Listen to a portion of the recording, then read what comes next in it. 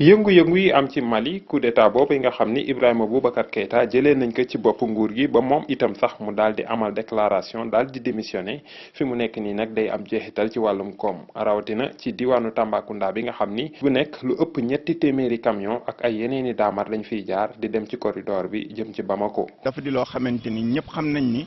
suñu digg ak Mali depuis bi événement Côte d'Ivoire bi amee woon ba tey.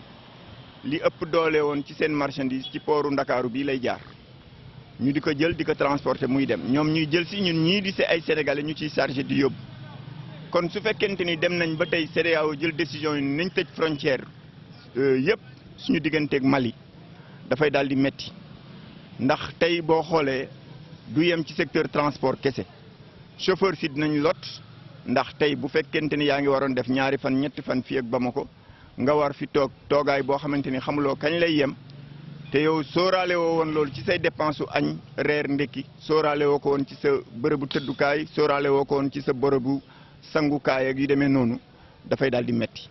waaye nag aussi fépp la metti puisque imaginel tey que nga xamante ni mi ngi jël xoromam di ko jaay malien bi mu war ko yóbbu su mënatul jaay puisque xam nañ ni bu ko chargé du dem ki nga xamante ni mi ngi jaay ciment ki nga xamante ni mi ngi jaay fer ak yeneen loolu yëpp bu taxawee day daal di metti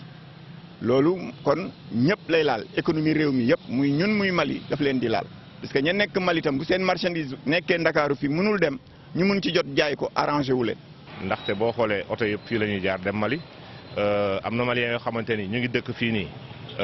biir Tamba war a ñibbi Mali donc dañuy am ay jafe-jafe pour dellu am na suñuy mbokk Sénégal ak Tambacounda yi nekk Mali aussi bëgg a ñëw. vraiment ñoom tam dañuy am ay jafe-jafe pour mën a dellu si biir réew mi li may souhaité mooy vraiment ñu jéem a xool nan la ñuy jéem a saafara mbir mi nu mu gën a gaawee parce que bu yàggee rek je pense que ni loolu du arranger Sénégal du arranger Tambacounda mun na influencer secteur yu bëri secteur économie secteur social. ci Tambacounda ba léegi ni si ñu ngi xippi seen ay gët waaye daal bu ñu sañoon waa CEDEAO ak lépp lu jëm ci wàllum diplomatie ñu daal di koy rattaxal bu baax a baax jàmm daal di dellu si ci réewum Mali.